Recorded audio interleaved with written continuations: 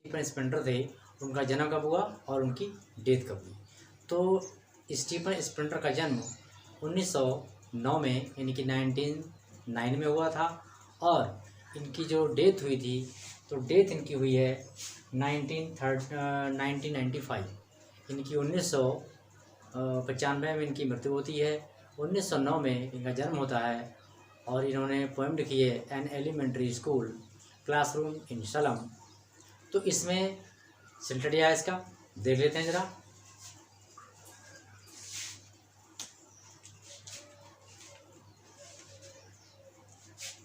सिल्टडिया लेखक किसके हैं? इस Stephen Spender has presented living a slum. मतलब इसमें जो स्पेंडर हैं वो ऐसी बस्ती का जिक्र करते हैं जहाँ गंदी बस्ती में बच्चे रहते हैं और वहाँ रह के वो अपनी पढ़ाई करते हैं, तो उसकी जगह करते उसका यहाँ पर मतलब ये डिस्कस करते हैं। और वो किस तरह की सलम ऑफ टैरोलेस वैली और ऑस्ट्रियन अल्पाइन प्रोवाइंस, ये स्थान का नाम है जहाँ वो रहते हैं और वो बस्ती बहुत ही गंदी होती है। रीजन क्या होता है? Children are in a very poor condition. मतलब कौन से बच्चे रहते हैं वहाँ पर? जिनकी बहुत ही वेरी पुअर कंडीशन, जो बहुत ही गरीब होते हैं।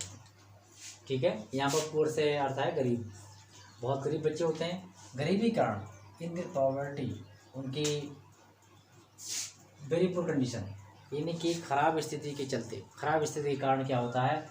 ड्यू टू, उसके कारण दियर पॉवर्टी एंड इलिटरेसी, और जो है वो मतलब जब उनके पास धन नहीं होता है तो धन के बजाय उनके बीच में जो एक असमानता पैदा जाती है, सोशल सामाजिक असमानता, तो उसका बहुत बड़ा कारण होता है, वो कारण होता है गरीबी। They are in very depressed, they are in very depressed, मतलब भी लोग इन वेरी डिप्रेस्ड, बहुत ज़्यादा मतलब तनाव में रहते हैं। डिप्रेस्ड मतलब तनाव में रहते हैं या फिर टेंशन में रहते हैं। दियर पेल फेसेस, मतलब कि उसके पीले चेहरे, यानी उनके पीले चेहरे, उनके चेहरों में रंग पीला होता है, तो वो क्या करता है? सोच दिखाता है टू एक्सप्रेस, क्या क्या शो करता है? सैडनेस।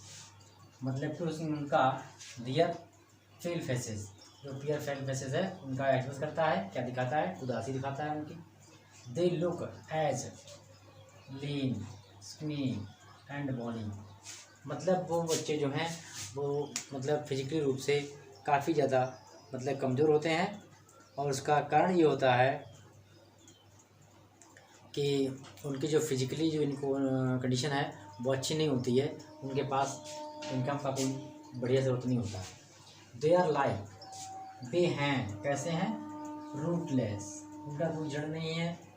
वीड्स, मतलब बगैर जड़ का, और वो हम शारीरिक रूप से भी बहुत ही कमज़ोर होते हैं।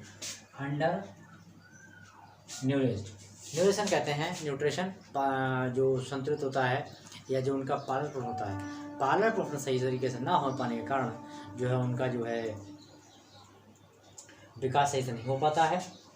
और इसके बाद Spender voices concern for the children, यानी स्पेंटर वॉइसेस, स्पेंटर की आवाज़ ने कंसर्न कर दिया क्या? फॉर दी चिल्ड्रन, इन बच्चों के लिए, उन बच्चों के बारे में कंसर्न कर दिया, मतलब कि एक प्रकार से एक मतलब ओपनिंग कर उसकी ओपन कर दिया कि इन बच्चों पर इस बस्ती का क्या प्रभाव पड़ेगा अगर वो बच्चे इस बस्ती में रहते हैं तो। हु जो लिव रहते हैं ऑल देयर लाइफ, अपने पूरे जीवन में, कहाँ? स्लैम, गंदी बस्ती में। ऐसे बच्चे जो अपने पूरे जीवन में गंदी बस्तियों में रहते हैं तो दे हैव नो अपॉर्चुनिटी, मतलब उनके पास किसी प्रकार का कोई अपॉर्चुनिटी नहीं होता है। अपॉर्चुनिटी कहते हैं रोजगार के अवसर, कोई भी उनके कमाई करने का कोई अवसर नहीं होता है, ये कह सकते हैं इसे।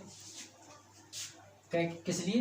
To enjoy the real of life, to enjoy real of life, जीवन की जो एक वास्तविक की जो जीवन का एक वास्तविक आनंद होता है वो उस आनंद को नहीं ले पाते हैं। He makes a frantic appeal, the educated मतलब एक फ्रेंटिक अपील, एक प्रकार विशेष प्रकार की अपील करता है, गुजारिश करता है उन लोगों से, क्या कि वो लोग जो हैं उसके लिए the educated and affluent section, जो समृद्ध हैं और शिक्षित हैं, ऐसे मतलब सेक्शन में लोग रहते हैं सोसाइटी में, समाज में, उनसे वो एक अपील करता है क्या, better for the children. Better मतलब कि बेहतर, यानी कि एक होता है गुड, एक होता है बेटर। तो बेटर कहते हैं कि उसकी बेहतर ज़िंदगी बन पाए, कैसे, दी चिल्ड्रन थ्रू एजुकेशन, मतलब इन बच्चों की जो ज़िंदगी है वो बेहतर बन जाएगी, किसके द्वारा, थ्रू एजुकेशन, शिक्षा के माध्यम से। और इसी प्रकार